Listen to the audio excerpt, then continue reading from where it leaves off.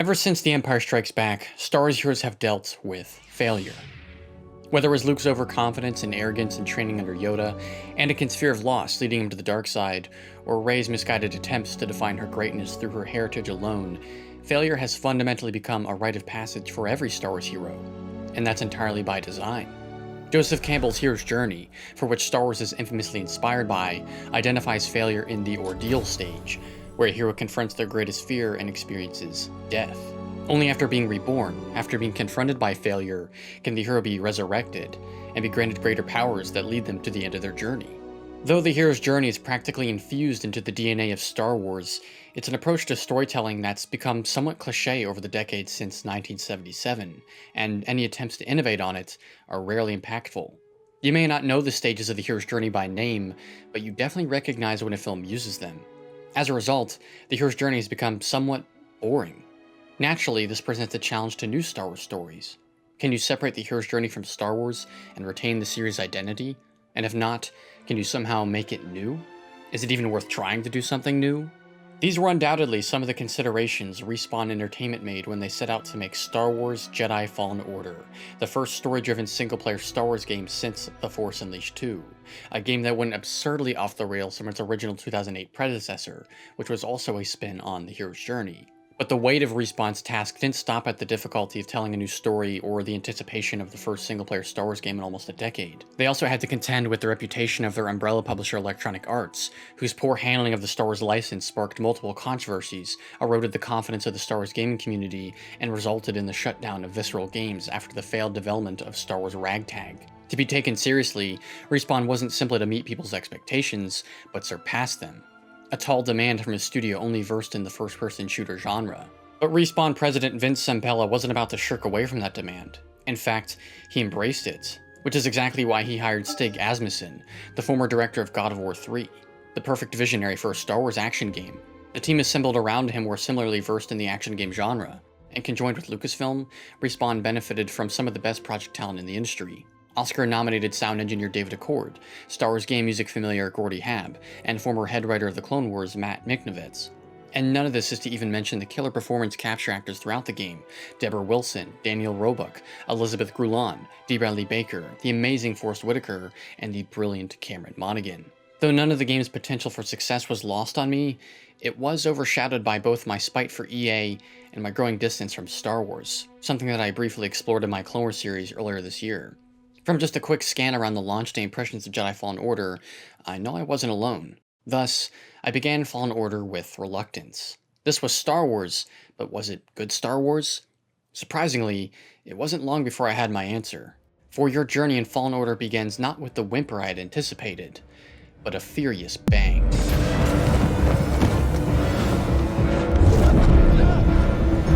Apprentice, mark well and listen. Master, trust only in the Force.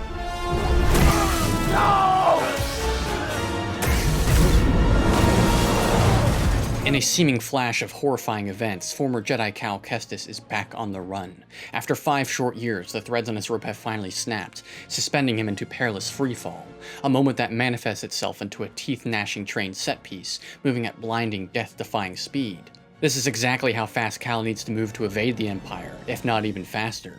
It's in these moments that Fallen Order finally got me. This wasn't just the latest Jedi simulator, but a full-on exploration of trauma in the Star Wars galaxy, what it's like to live by your beliefs and identity in a dictator state, knowing that those very tenets could get you killed. This isn't a swashbuckling rebellion, it's a never-ending nightmare, and it's only just begun. Going somewhere?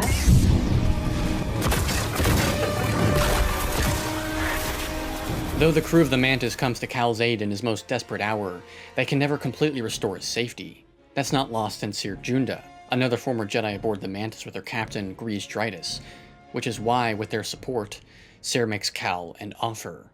Help her open a holocron with the names of future Force-sensitive children, help her bring the Jedi Order back, and defeat the Empire for good. It's no easy undertaking. Pursuing such a goal is not only fraught with the worst evils the Empire can throw at Cal, but the repercussions of retreading his traumatic past. But by treading that past, as well as the past of an ancient civilization, Fallen Order brilliantly constructs its journey for the player, and eventually redefines the hero's journey in a way few video games, that even fewer Star Wars stories have envisioned. So, here's how it does it.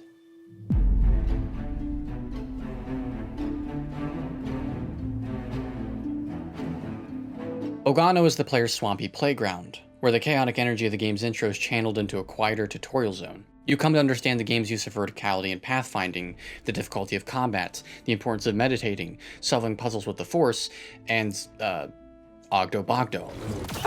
Yep, and one hit. Memed as he was on release, Ogdo Bogdo isn't just Respawn front-loading the hardest mini-boss in the game in the tutorial zone as a prank. It's a necessary humbling of the player for both the core gameplay loop and narrative journey that lies ahead. Cal has much to reconcile with before he can take on the hardest challenges in the galaxy, even if it's this stupid frog. Eventually, the player will have to accept that, or waste time and lose brain cells trying to defeat him.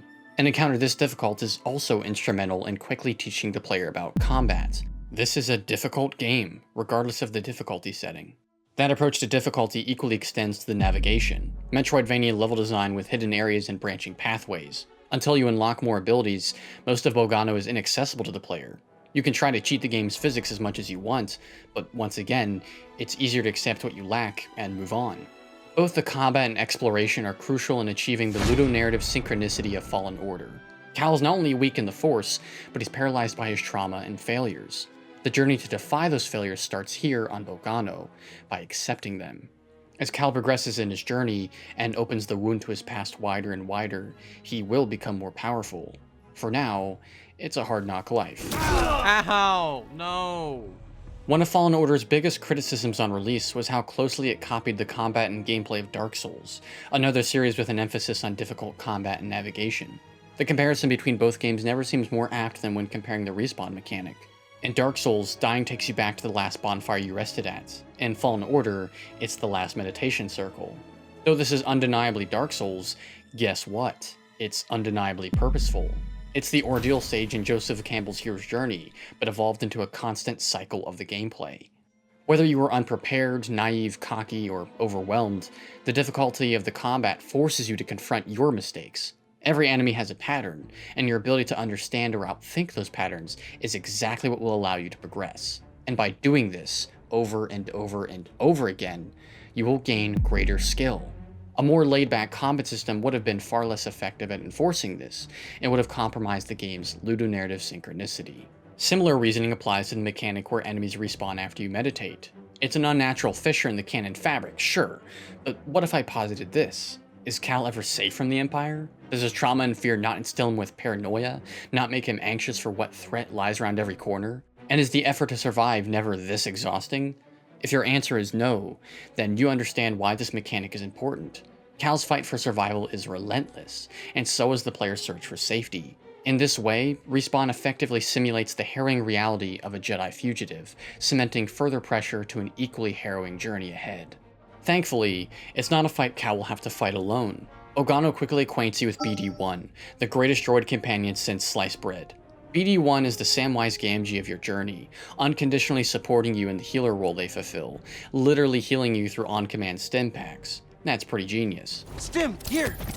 BD-1 takes you directly to Bogano's mysterious vault, where your quest truly begins. Jedi Explorer Eno Cordova foresaw a fallen order, and thus stored a holocron with the names of 4 sensitive children in Bogano's vault.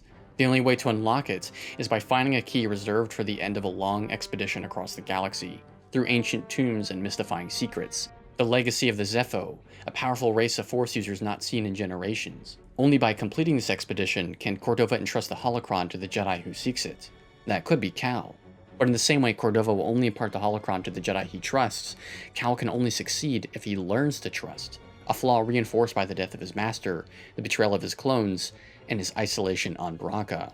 It's going to be a long journey, and it starts on Zeffo.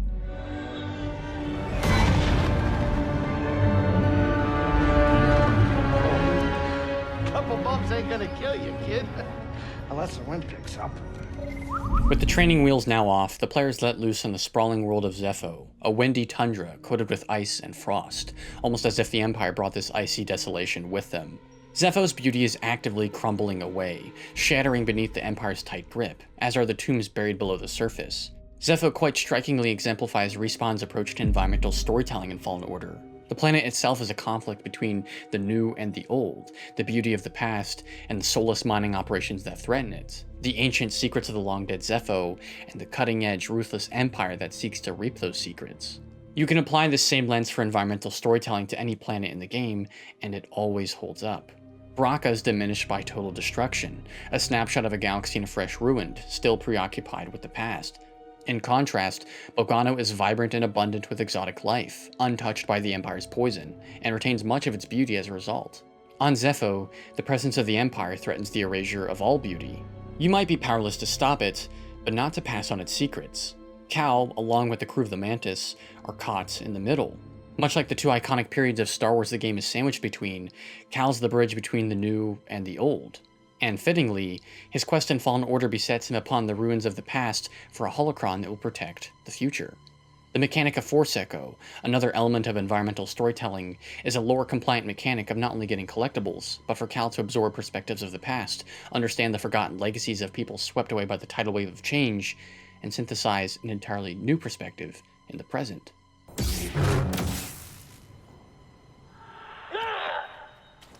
commander was killed by a lightsaber.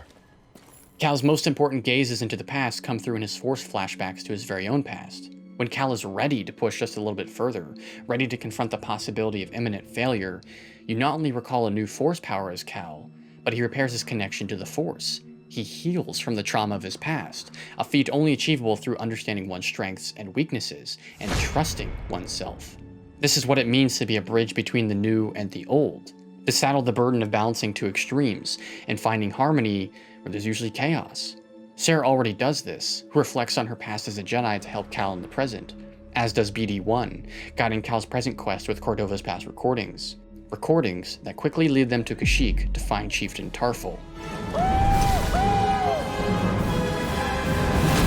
Like Zeffo, Kashyyyk's beauty is threatened, under siege by the slave machine of the Empire.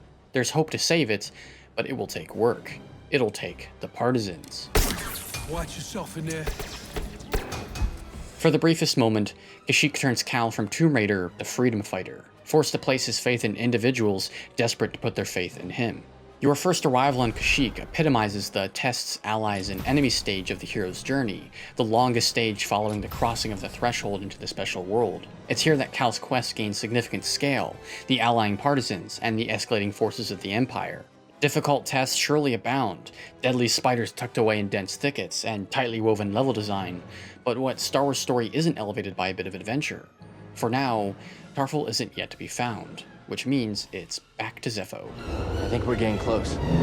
The Tomb of Isleram was but a tease for the gargantuan Tomb of Mictrol on the planet's second visit. Here, the awesome genius of the Zeffo ripples through the immaculate level design, layers and layers of gilded corridors, separated by nauseating ascents and perilous drops. If it sounds like a roller coaster, it's because it is one. And the steepest drop is arguably at the start. Cal Kestis. How predictable.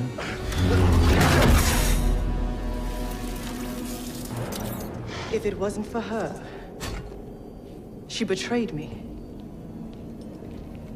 You were Trilla. In the flesh.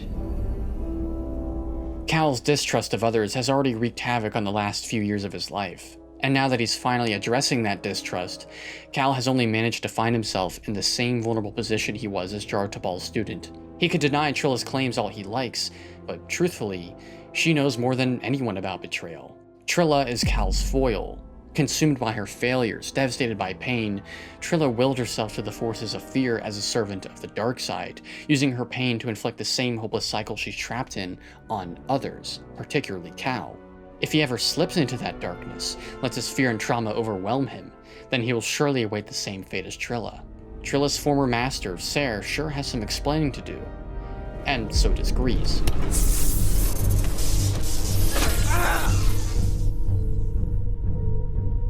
Just as we come to discover that Trilla's fate was largely shaped by Ser's mistakes, the Hacks and Brood middle chapter of Fallen Order is the unforeseen consequence of Grease's gambling days. Both threats are Cal's burden to bear, and both are ironically caused by his closest allies.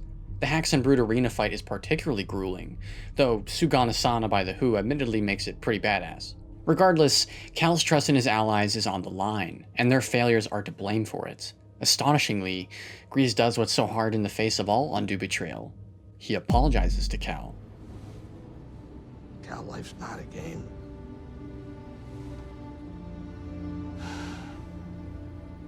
Before you two, all I cared about was myself. Easy money. Now it's different.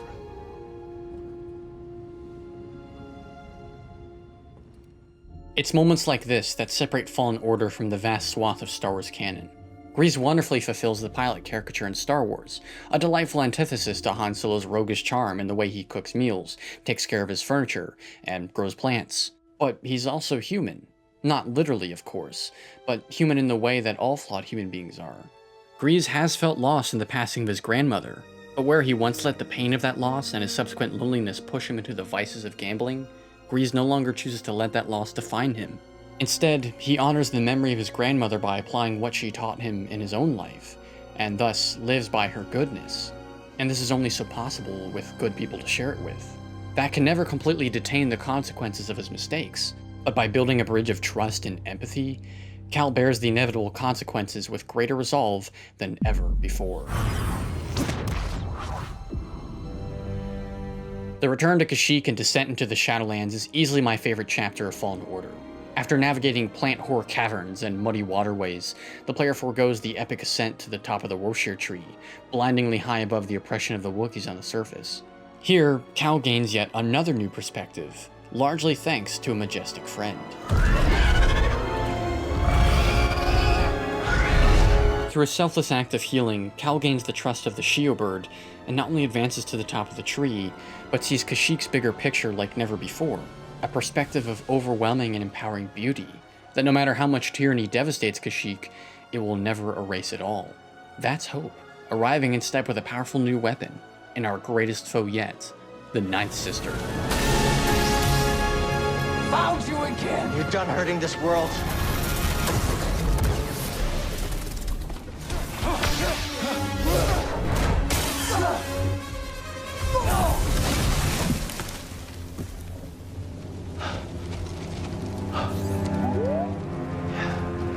Just took down an Inquisitor.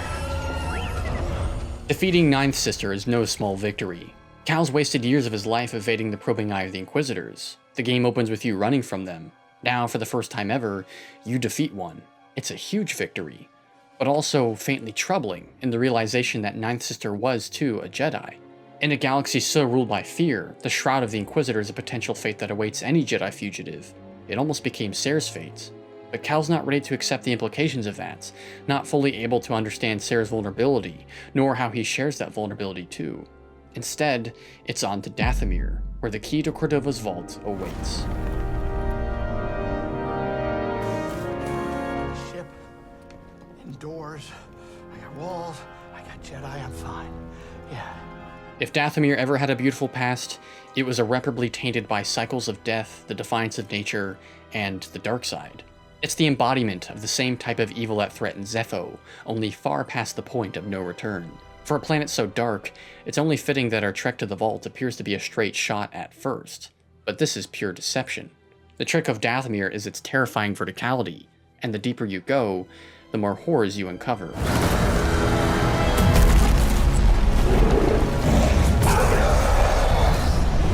Where the Shio bird was a symbol for Kashyyyk's undying beauty, the theatrically gothic Gorgora the giant bat is a whole lot less friendly, a symbol of Dathomir's ugliness, the duality of bird.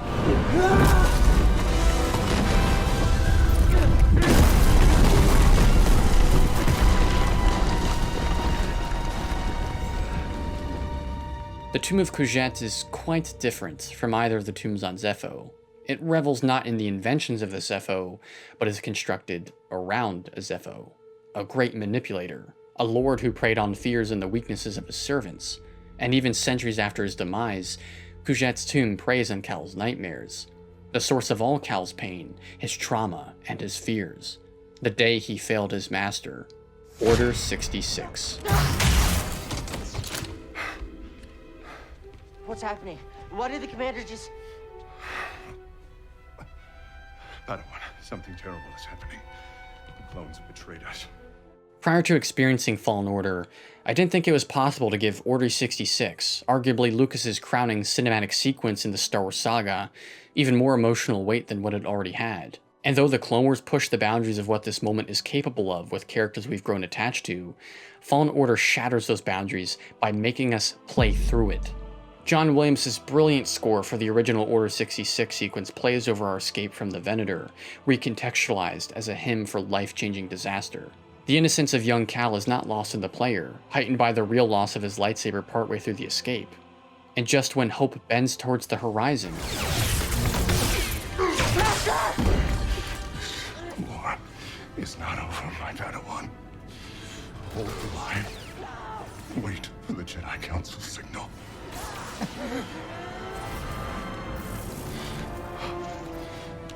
Remember, trust only in the Force.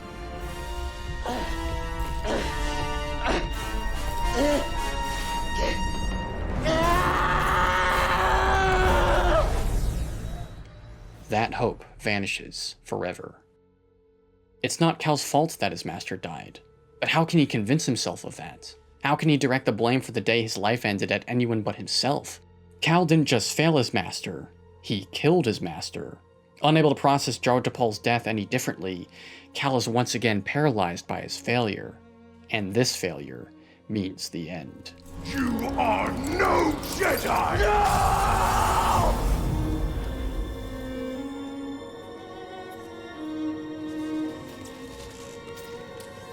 In a single moment, Cal is the same helpless child he was all those years ago. That helplessness is only compounded by Taron Malicos, a truly failed Jedi. The proof of his fears, the antithesis to his optimism. And worst of all, Malicos has a point. The Jedi were flawed, and the doom that befell them was the cost of their blindness. The truth doesn't just sting, it overwhelms. So what is the truth? Cere knows it, and soon you will too. But first, you must forge that truth, and your lightsaber, where all Jedi forge their truth, on Ilum. You will always struggle. But that is the test. It's the choice to keep fighting that makes us who we are. The conflict of Ilum is embellic of the same conflict Cere and Cal struggle with. The conflict between choosing to do the right thing in the soft, gem-like beauty of Ilum, and the temptation of fear in the deadly climate. And true to this conflict, only the strongest can survive Ilum. Not just the strongest in the Force, but the strongest in their convictions. Certifiably, it's a rite of passage for Cal and for the player. A difficult puzzle, intense verticality and branching paths, and not to mention the bleak, oppressive atmosphere conveyed in Barton's music and the audiovisual mix. All of these elements culminate in what should be a turning point for Cal. The crystal he needs for his lightsaber. The seeming magical fix to his problems, handed right to him. This should be the turning point. But it's not. It's Cal's lowest point. It's his failure. But more importantly, it's a reminder to keep going, given to us by none other than our own Samwise Gamgee, BD-1. No. Failure is not the end. It is a necessary part of the path. Hope will always survive in those who continue to fight. Like you, BD-1. The way of overcoming failure begins with trusting oneself, and to realize the depth with which Eno Cordova's beloved droid now trusts him is enough to inspire Cal to look within himself once again and accept the hardest challenge of all, trusting himself. To have faith in his gifts, his ingenuity, the strength he is capable of, and his ability to forgive. On the other side of this double-edged realization is an even more potent truth. Cal can never be perfect. Failure is inevitable after all, but only because it's part of the journey. The ordeal stage echoed throughout the entire gameplay loop of Fallen Order finally manifests itself here in the narrative. Cal Kestis died on Ilum, but only just before being reborn, and with far greater power than he's ever had before. A device forged from his master's saber and Cere's saber. Two different perspectives synthesized into the ultimate weapon.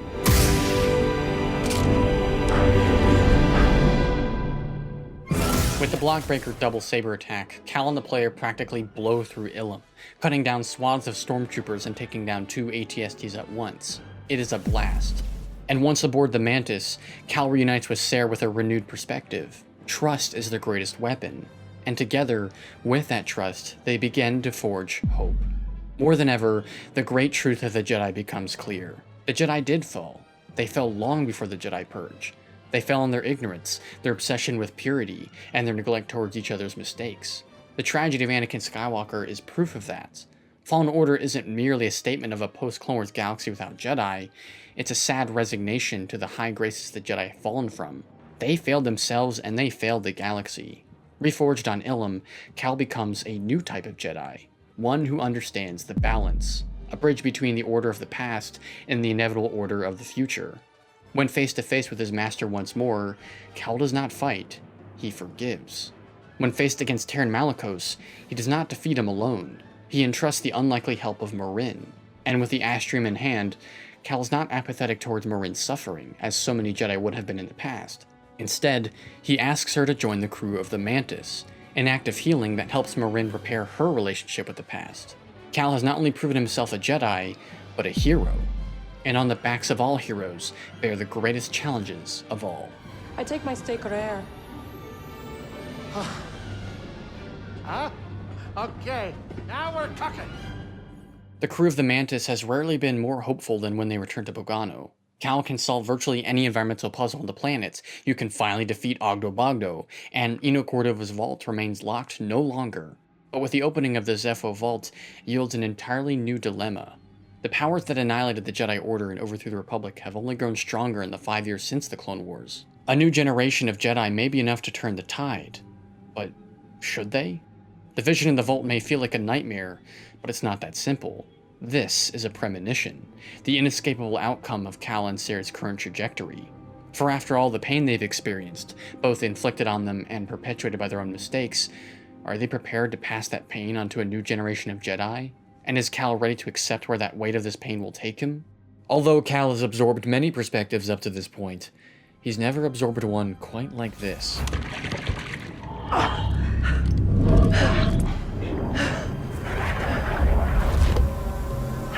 Careful with that thing. It's been through hell.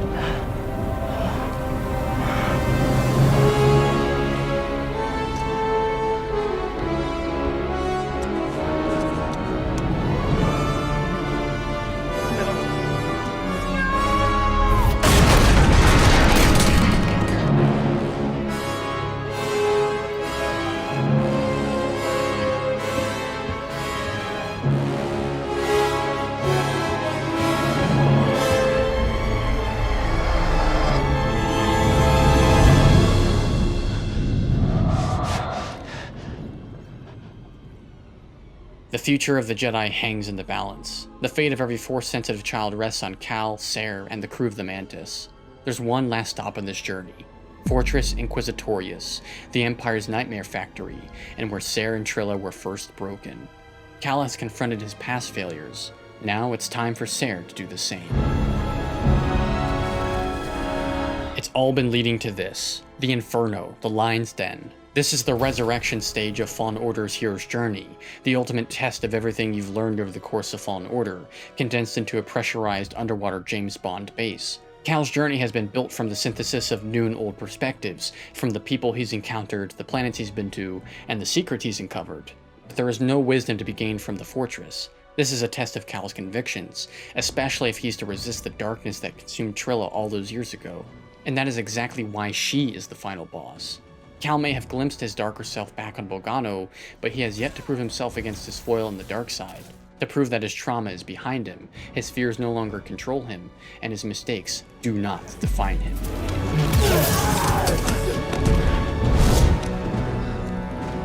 I know the choices that I made took all your choices away, and I have failed you, Trilla. I failed you. And I am so very sorry. Trilla surrendered her soul to the shadows long before this moment. If she could ever redeem herself, it won't happen while she lives in fear of the shadow. Because the shadow is not pure evil. It's not that simple. That shadow is none other than Darth Vader, the fallen Jedi. And he's come to collect the souls of the fallen. Avenge us!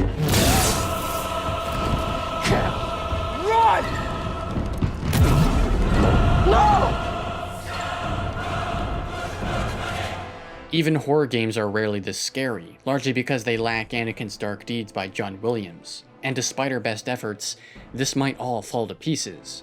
Even Cere might lose herself in the whirlwind. But it doesn't have to be that way. It's the choice to keep fighting that makes us who we are. Today, Cere leaves the fortress stronger than when she entered it. And though Cal is wounded, he lives to fight another day. Sorry. Which means all that's left is the holocron.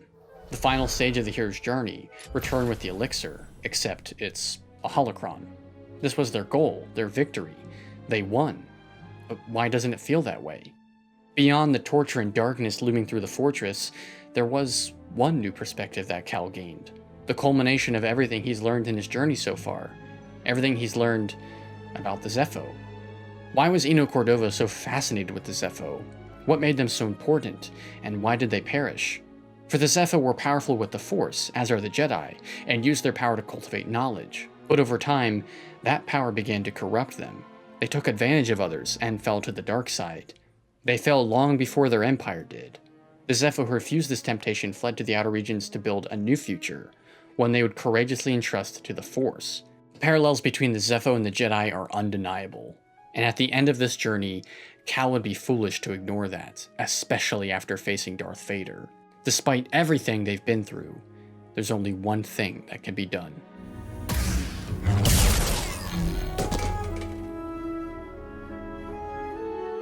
The decision to destroy the holocron is not a resignation of Cal's fight against the Empire. Rather, it's a difficult acceptance that there's no magical solution to their problems. If Cal and Cere drag new Jedi into the fight against the Empire, they will only perpetuate the cycle of pain and trauma they went through themselves and empower the Empire's tide of oppression. Cal's lessons come full circle in this moment. He began his journey trusting only in the Force, paralyzed by his Jedi identity. Over the course of the game, he learns to trust others. With much difficulty, he eventually learns to trust himself. And finally, with the holocron in his hands, Cal realizes he must yet again trust not in the long-dead dogma of the Jedi Order, but rather in the will of the Force. The day of the Jedi will come again, but not until the cycle of pain can end for good. This fight will not be won by creating victims, but by helping current victims overcome the fear and trauma that haunt them and join forces. Or, to phrase it in a more Star Warsian way, by helping victims to rebel.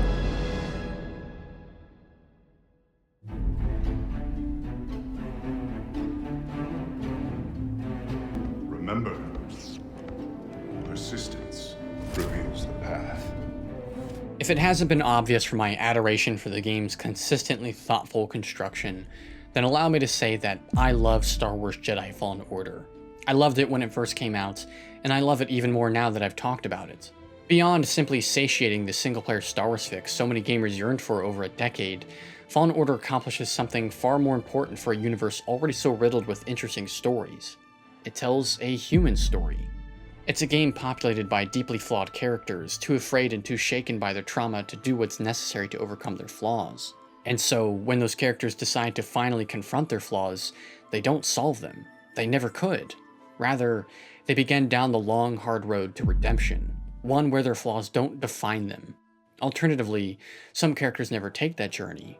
Too consumed by their flaws, they continually make the same destructive decisions over and over again, never truly defying the pain inflicted upon them in the first place.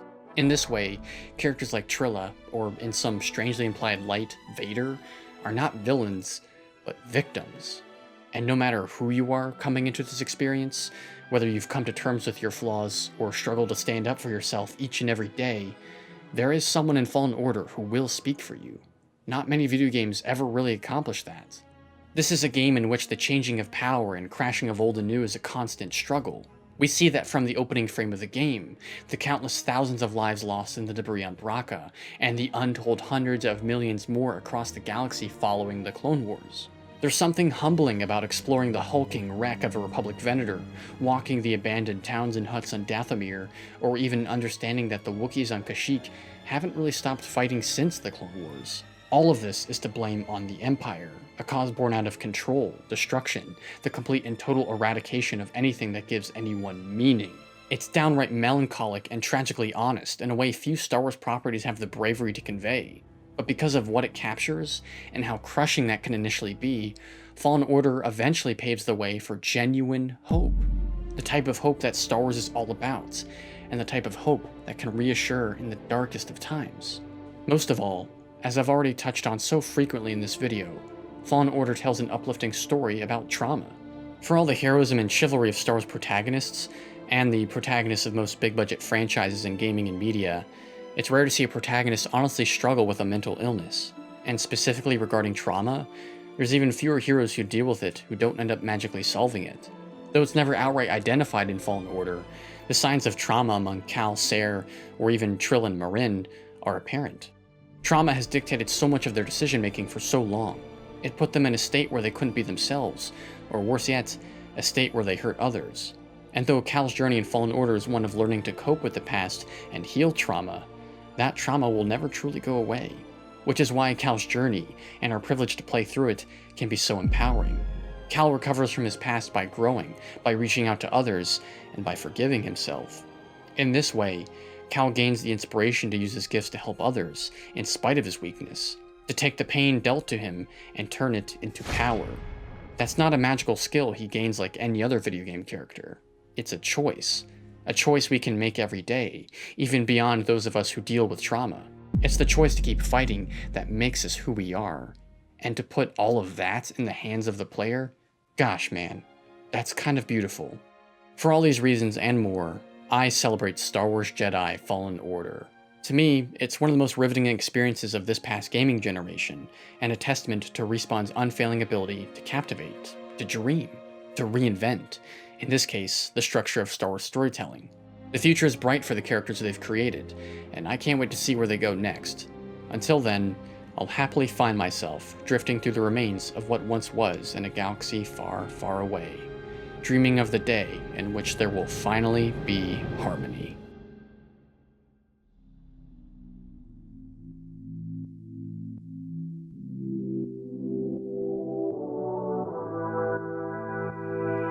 Hey everyone, I want to thank you all for watching this video. Fallen Order is an amazing game, and I'm glad I took the time to talk about it. And I really took my time. I worked on this video nearly every day for the last 2 months. Writing it was probably the hardest thing about it, but only because I had such specific feelings about the game I wanted to capture. Hopefully I've done the whole thing justice. Before you click off this video, there's a few things I'd like to talk about. I want to thank everyone who subscribed to the channel recently. We're now over 200 subscribers, and a few of our videos are blowing up a little bit. I know a lot of you are here because of my Last of Us video, and I want to let you know I have several video game essays lined up for 2021, just like this video. So I see you guys, and I want you all to stay tuned. For everyone else discovering my channel or stumbling upon this video, I humbly ask if you could subscribe. The sooner we get to 1,000 subscribers on this channel, the sooner I can not only monetize my content, but leave discussion posts on YouTube, giving you guys updates and insight into the next video. Until we unlock that feature, I do post updates on how my videos are coming along on Twitter, that's @ParksHarmon, and also on my Discord server, Sator's Artorium. The link to that is in the description below. You guys can also find me on twitch.tv/Sator. I actually streamed my very playthrough of Fallen Order for this video on Twitch back in September, and I will certainly be streaming my playthroughs for future Artor content on Twitch, so if that sounds like something you'd be interested in, please follow. Other than that, I do have one more video lined up for the end of the year. It's nothing crazy, but I'm sure a lot of people will like it. I'll get working on that soon. Alright, that's all I gotta say. I'm gonna go finish Miles Morales on PS4. Or Watch Dogs Legion, or Assassin's Creed Valhalla, or maybe I'll just sleep until Cyberpunk comes out. Sleep sounds really good right now. Okay, I'm sorry guys, I'm gone. Thank you all for watching, and I'll be seeing you all later. Have a good one.